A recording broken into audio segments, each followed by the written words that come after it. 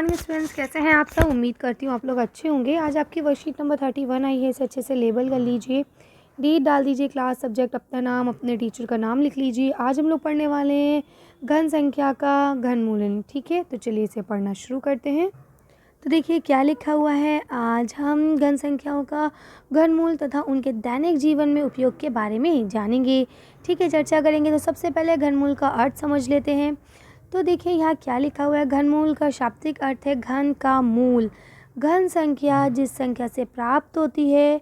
ठीक, यहाँ लिखा है मुख्य रूप से घनमूल निकालना संख्याओं के घन निकालने के विपरीत विधि है। जैसे 4 का घन 64 होता है, अर्थात 4 मूल है ना, जिसका घन 64 प्राप्त है। इसी तरह से 64 का घनमूल क्या होगा, आपका 4 होगा। आई बात समझ में। यानी अब आपको 64 दिया जाएगा और कहा जाएगा निकाले घनमूल, तो क्या निकलेगा, 4। ठीक है, घनमूल की घटते गणना इस तरह से करते हैं, क्यूब लगा के। ठीक है, अंडर रूट क्यूब कर देते हैं। और इस तरह से देखिए 4 को इसको क्यूब करा हमने तो 64 निकला। ऐसे 64 को हम अंडर रूट करेंगे तो हमारा आंसर क्या आएगा, 4। ठीक, तो यहाँ देखिए आपको आंसर दिखा रहे हैं कैसे करना होता है। अभाज्य गुणाखंड विधि द्वारा घनमूलन, यानी कि हम डिवाइड नहीं करेंगे बिना। तो ये लिखा है 729 का घनमूल निकालिए। तो ये देखिए ऐसे लिखा है। इसको हम क्या कर लेंगे, एलसीएम कर लेंगे। एलसीएम में हमें क्या करना होता है, 3-3 का पेयर निकालना होता है बाहर।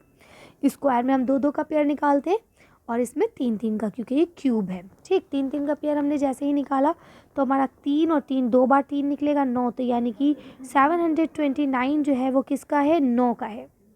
ठीक है, ये देखिए 27 का घनमूल ये ऐसे बनेगा। ठीक है, जो कि 3 होगा। और 3 क्यूब का जो घन वो होगा, घन वो कितना होगा आपका, 27 होगा। आई बात समझ में। तो इस तरह से आपको समझाने की कोशिश की गई है। मतलब देखिए 3 × 3 × 3 करेंगे तो कितना आएगा, 27, है ना। कैसे, देखिए सॉरी 3 कह रही हूँ, हाँ 27 की बात हो रही है ना, तो 27 तो 3 का ही होगा। तो देखिए 3 × 3 × 3 करेंगे तो 3 × 3 = 9, 9 × 3 = 27। ठीक है, इसी तरह से हम 27 का अब क्या कर लेंगे, 27 का एलसीएम करेंगे। ठीक है, तो देखिए ऐसे करेंगे 3 3 9 = 27, 3 3 = 9, फिर 3 1 = 3। तो 3 3 आया, तो ये किसका हुआ, 3 का हुआ। ऐसे देखिए यहाँ आपको करा गया है 125 का घनमूल निकालिए। तो देखिए 125 है, इसका घनमूल कितना निकलेगा, 5 निकलेगा। कैसे निकलेगा, 125 को आप एलसीएम कीजिए। देखिए 5 दूनी 10 होता है, ये हो गया 25, तो 5 पंजे 25। फिर कीजिए, ये 5 पंजे 25, 5 एकम 5, तो 3 निकले ना। तो इसका मतलब क्या हुआ, ये 5 का क्यूब निकला। आई बात समझ में, नहीं आई। ठीक है, तो ये देखिए इस तरह से आपको करके दिखाया गया है। अब देखिए लिखा है राम के पास एक घन आकार गिफ्ट है जिसका आयतन 512 सेंटीमीटर क्यूब है। ठीक है, वह इस गिफ्ट की भुजा की लंबाई बिना भुजा को मापे ज्ञात करना चाहता है। तो कैसे करेगा वो, क्योंकि आपको पता है इसकी लंबाई चौड़ाई सब कुछ बराबर है ना। तो क्या करेगा, इसका एलसीएम कर लेगा। ठीक है, 512 का क्या करेगा, एलसीएम करेगा। और जब एलसीएम करेगा तो इतने ढेर सारे 2 2 2 2 निकलेंगे। तो क्योंकि क्यूब है तो इनमें से 3 का जोड़ा निकलेगा, 1 2 3, तो 3 निकले।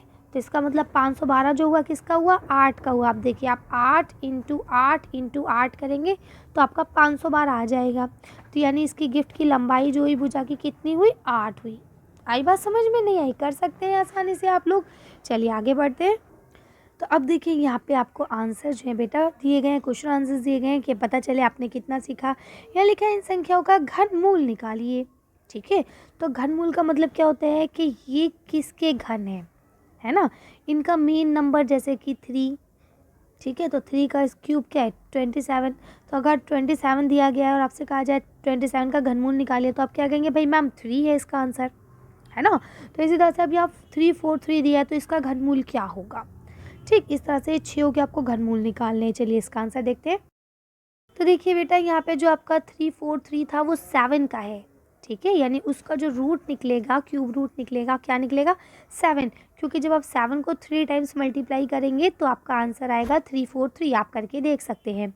इसी तरह से ये 3375 है, तो इसका जो क्यूब रूट होगा वो क्या होगा 15 होगा। कि आप अगर 15 को 3 टाइम्स मल्टीप्लाई करते हैं, 3 बार मल्टीप्लाई करते हैं तो आपका आंसर यही आएगा। आप लोग करके देख लीजिए कैलकुलेटर से, क्योंकि ये आपके वन वर्ड आंसर है तो इन्हें हमें ऐसे ही लिखना है विदाउट एक्सप्लेनेशन, ठीक है।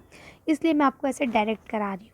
तो देखिए आपका 13,824 जो है वो 24 का होगा, ठीक है। यानी इनका जो क्यूब रूट होगा वो क्या निकलेगा 24। क्यों?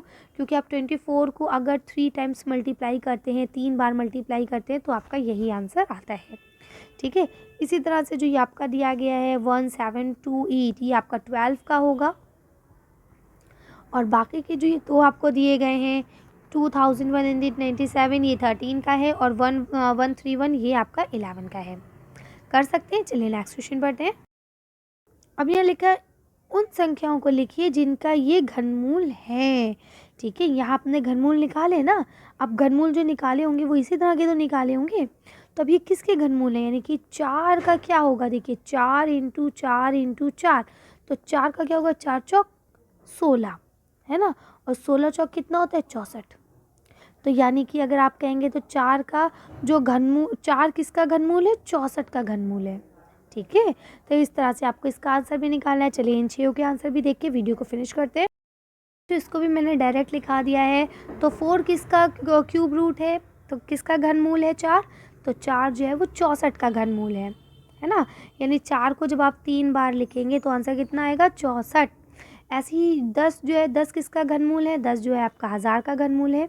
6 जो है किसका घनमूल है 216 का घनमूल है, क्यूब रूट है ना।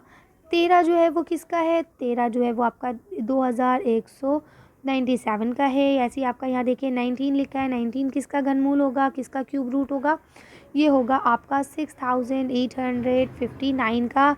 और आपका 8 का जो होगा वो 512 होगा, ठीक है। ये थोड़े से राइटिंग की गलती है, 512 कर सकते हैं। चलिए तो आज की वीडियो को भी खत्म करते हैं। आज की वर्कशीट में बस इतना ही। अगर आपका हमारी वीडियो पसंद आई हो तो प्लीज़ इसे लाइक और शेयर करें। अगर अभी तक आपने हमारे चैनल को सब्सक्राइब नहीं किया तो प्लीज़ हमारे चैनल को सब्सक्राइब करें। Thank you for watching.